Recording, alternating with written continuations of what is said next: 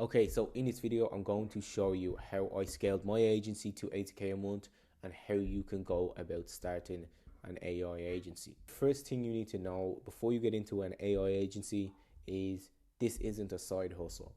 This isn't something that you can just start and run on the side to make a little bit of money. This is a real industry. It's a real business that if you take it seriously, you will most certainly reap the rewards of the work that you put in. Okay, so why should you listen to me? I am an AI agency owner. I've been running my agency for about a year and a half now, and I have managed to scale my agency to about 80k a month.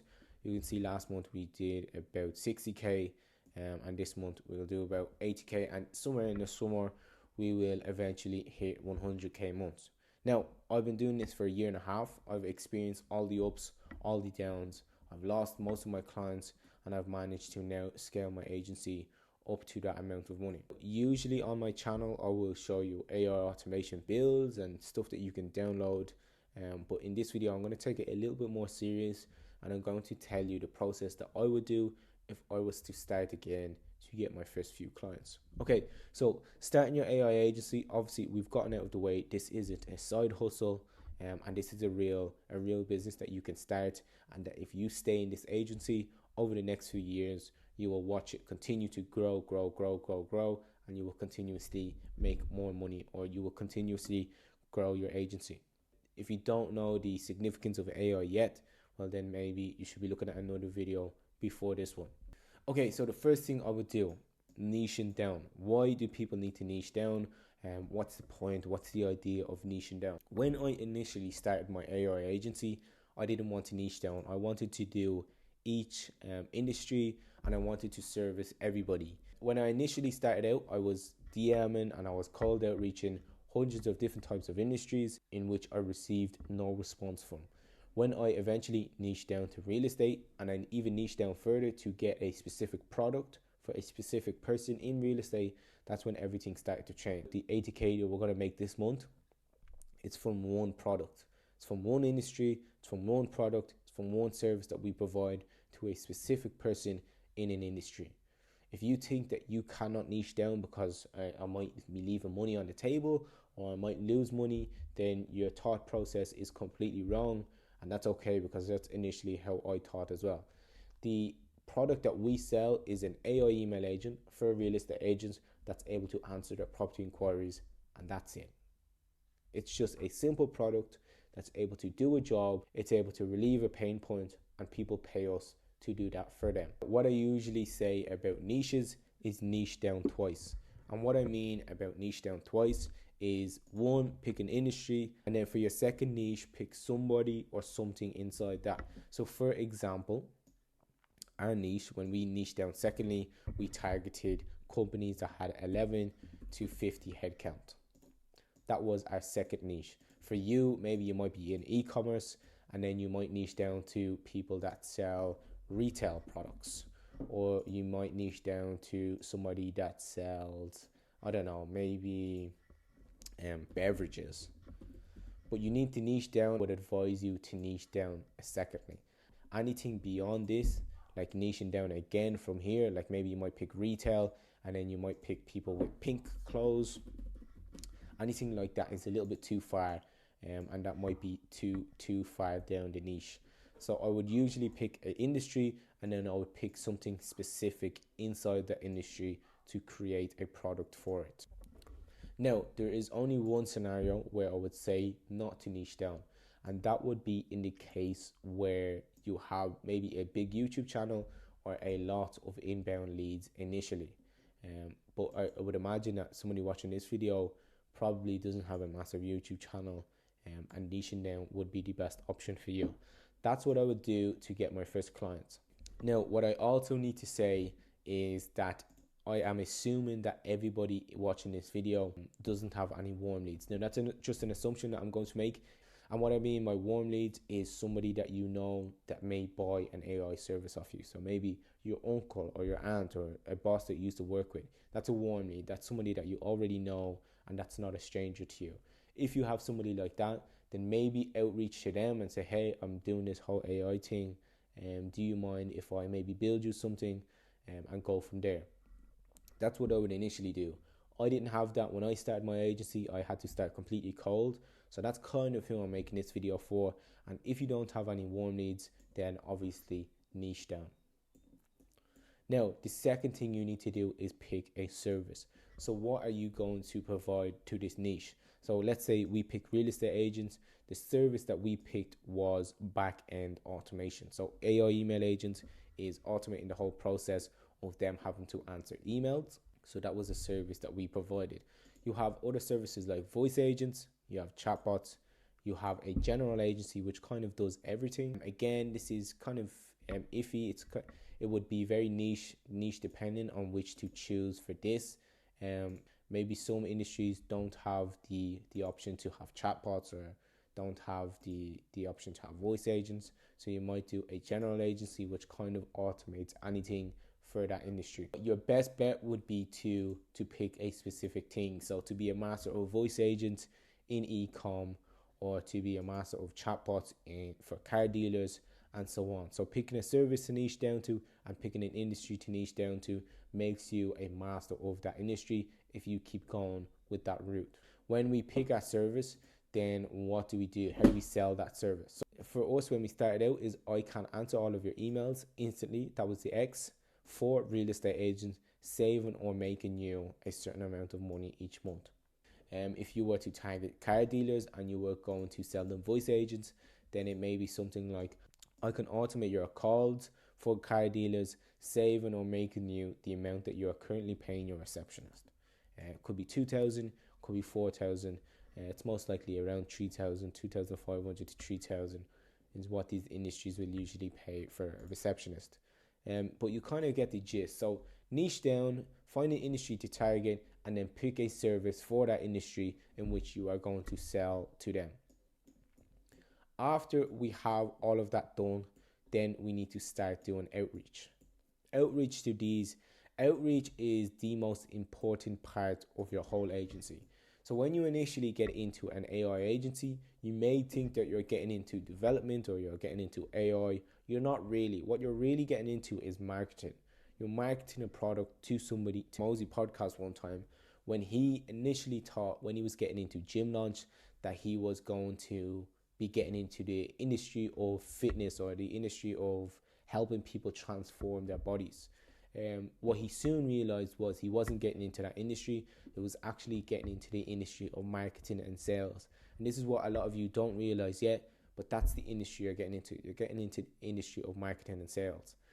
You cannot sell your service. You cannot build AI automations without marketing it to somebody. It's the most important part. It's the lifeline. It's the blood of your agency. So when I say outreach is the most important part, I mean it should be what you spend the most amount of time on. There's three kind of main aspects of outreach, which I would say as somebody starting out that you need to focus on. Again, I'm making another assumption that you don't have money to spend on ads. Because I didn't have this money when I was starting out. So that's what I'm going to assume, that if you're watching this video, don't want to, or you don't have the capital to spend on ads. So if we get into the three topics, we have content, cold DMs, and partnerships. If we go over here to content, we have three kind of main types of content that I found work the best for AI agencies. You have YouTube, Facebook groups, and LinkedIn. YouTube builds authority, and from both of these sources, from both Facebook and LinkedIn, they will lead over to your YouTube if you have it maybe tagged in your bio. It builds authority and it builds a voice for you in that specific space. So for example, if we're selling AI automation to a car dealership, then the majority of my content that I post on YouTube will be targeted toward car dealership owners or the person that we're looking to sell to inside of that industry.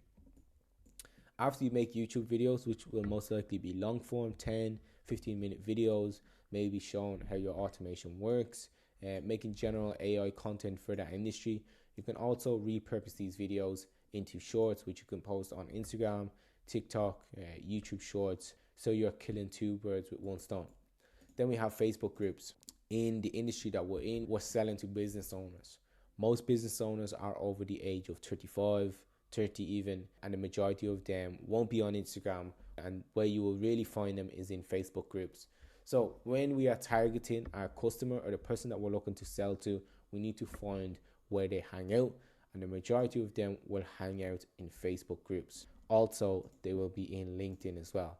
Now, for an industry like e-commerce, they might be in Instagram, or they might be in Twitter, or all of these kind of other social media platforms. But for the majority of us that pick an industry or niche, your ICP, which is your ideal client profile, that's the person you're trying to sell to, will be in one of these areas. They will be hanging out there. There will be, for example, for us, we'll find a lot of real estate agents in real estate agent groups on Facebook, and we'll build authority in that group. We'll kind of share some information like, hey, here's a cool app that you can use for AI. We'll build up authority in that group. Then we'll kind of pitch our idea. We might, for maybe 2 to 3 weeks, continuously post inside that group.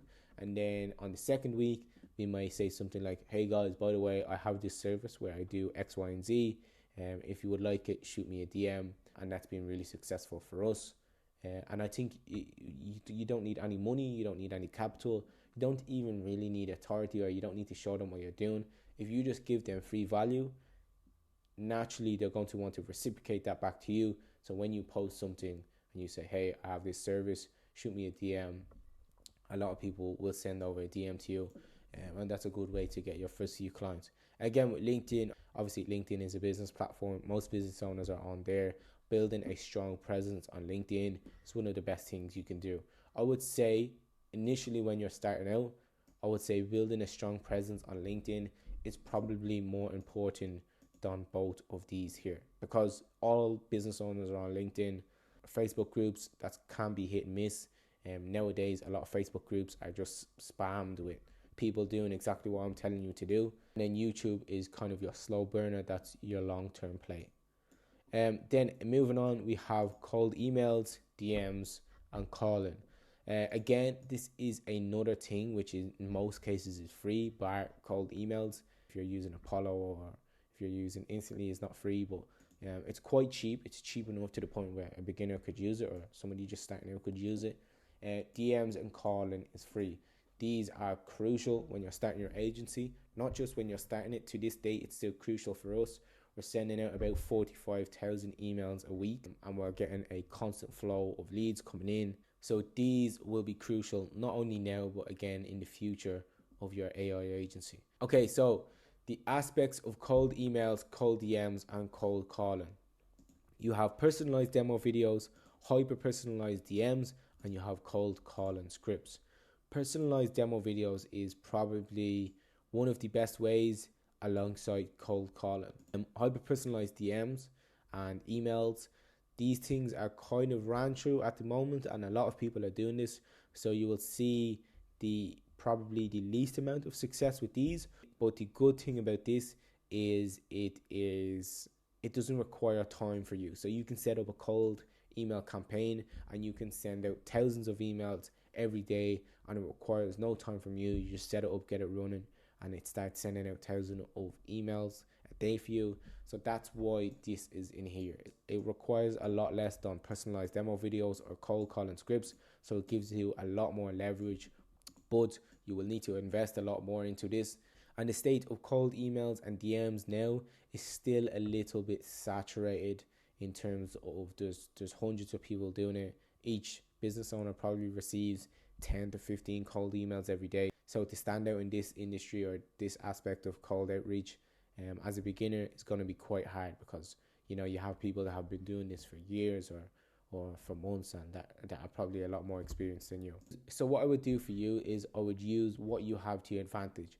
And what you have to your advantage most likely is time. You have a lot of time, or you have more time than capital, meaning you can make these personalized videos, maybe 10 to 15 personalized videos a day, showing your ICP exactly what your automation does, showing them it working live on their actual account. Maybe if you're setting up a chatbot, you can show them it working on their website, or you can show them a demo of it working on your website, and you can show them these personalized videos which will make you significantly stand out from just a regular cold DM. Also, you have cold calling, which is another good aspect if you have a lot of time over capital, and you can use these to just call your business owner by going onto Apollo, and scrape a bunch of leads, and then you just continuously call each lead after lead, and eventually after maybe 20 calls you could sign somebody, after 30 calls you could sign somebody, if you have a good service to pitch them. And then you have your personalized DMs, so you can send out DMs on LinkedIn. Obviously this version is better because you're sending something that's going to stand out more, but this version also works if you don't have time to maybe send personalized videos, or if you maybe send 15 videos and then the rest of them you want to do as DMs, then this option works. But what I will say about this option is, I would say sending out emails is more pay to win. So for example, for us, we can send out 30 to 40,000 cold emails because we just pay somebody to do that for us. If you're starting out, you probably don't have that. You could probably send maybe 5,000 emails a month, which would be relatively sufficient for somebody that's just starting out.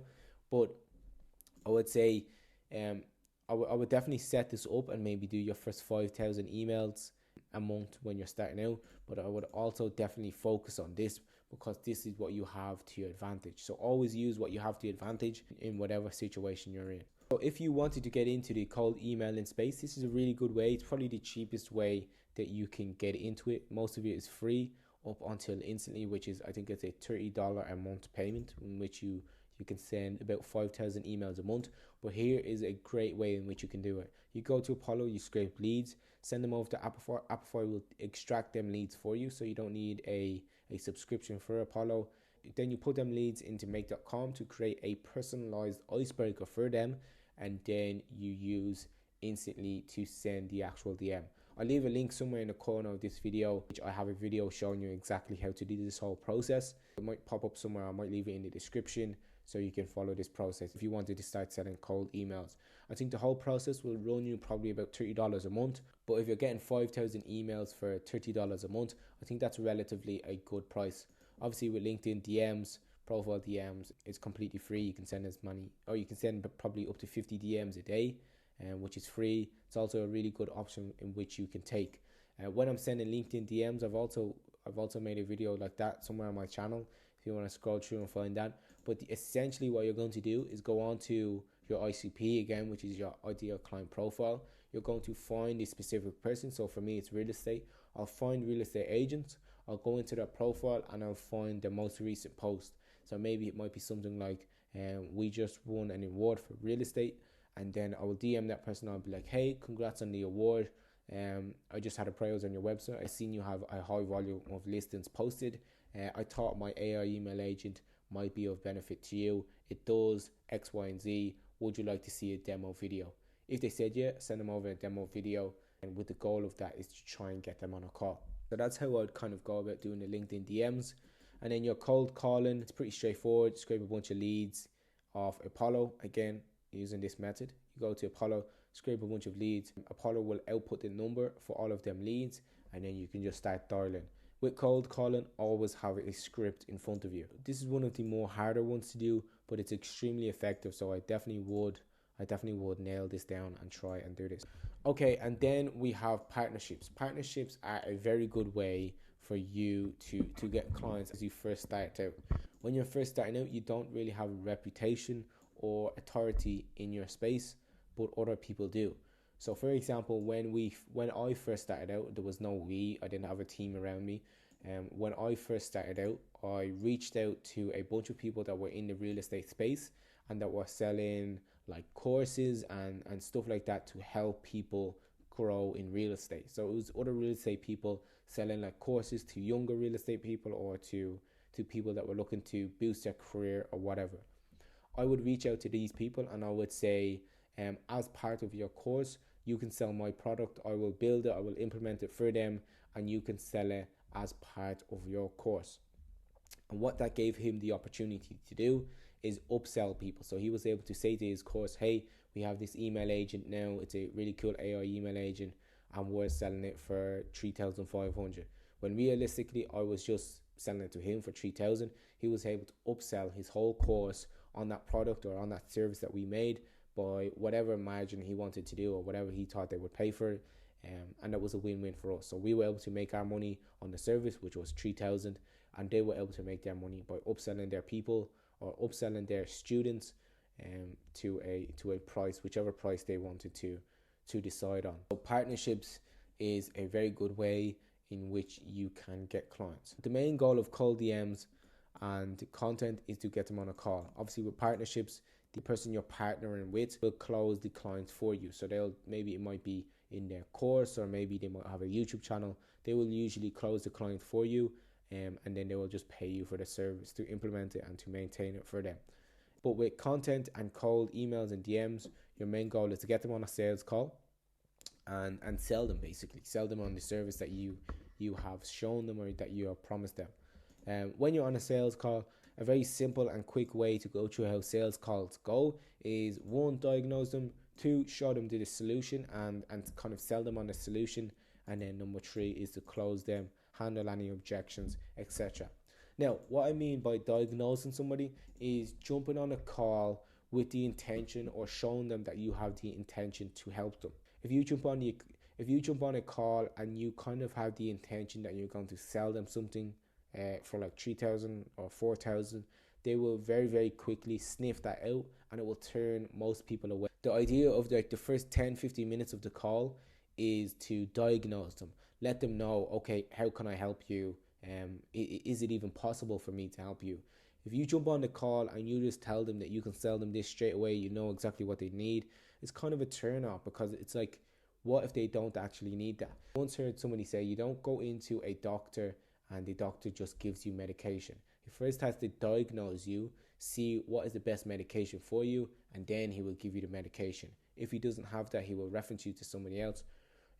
But you kind of get the general gist. You have to diagnose people, find out what's their pain points, what are some bottlenecks in their business, and then see if you can automate that. When you're diagnosing them, not only do you figure out if the problem can actually help them, but you also want to rub in the pain point. So for whatever wound that they have for their business, maybe if it's they're spending all day responding to inquiries, or if their phone line is constantly ringing and you're setting up a voice agent, then you want to kind of rub that in. So when they jump on the call, even though you know that they want the product that you're trying to sell, or that they need the product that you're trying to sell, frame it in a way of you're trying to figure out if you can sell it to them. And then the questions that you sequence after that is a bunch of questions that will basically rub the pain in. So you kind of tell them, hey, so how long have you been having this problem for? And then that will force them to think, okay, we've been having this problem for maybe a year and a half.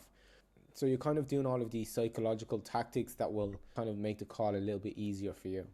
Then for the solution is the destination and not the plane ride. What I mean by that is, if you're jumping on a call and you're kind of selling them on the solution, so we've gone through all of the diagnostics and we've rubbed the kind of pain points in.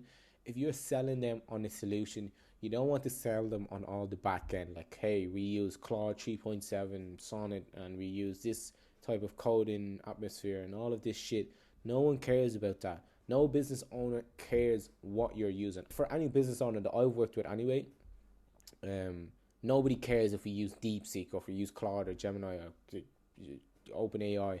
Nobody cares. They want to know, does the product work and does it do what you say it's going to do? That's all they care about. So when you're on this call, don't sell them on, hey, we're using make.com, or don't even show them that. Just show them that the product works. Kind of show them a personalized demo of it working on something that they use, or something that will resonate with them. Show them that solution, and then you want to sell them on the destination. So what we would say on a call, if I was to jump on a call, I would say something like, so after we set up this email agent, it's going to handle all of your inquiries, so you have a lot more spare time at the end of the day. So it'll leave you more time to, obviously, maybe if you wanted to pick your kids up from school, or if you wanted to spend more time with your family, or spend more time on business processes that is actually moving the needle forward. That's our whole aim when we set up our AI email agent. Alternatively, I could say, okay, so when we set up this email agent, we're going to need all of these processes, and we're going to need you to do this for us, and then we're going to set this up, and it's going to be able to answer all of these little inquiries. That nobody cares about that. Nobody cares. When I show them the example of what I'm building, or or what we're going to implement for them, I'm going to say, does this look useful to you? Would you use this? If they say yes, that it looks useful to them, then we will go ahead and close them. We'll have a contract pre-made, and we'll send that over. We'll get an invoice sent over, and boom, close that client.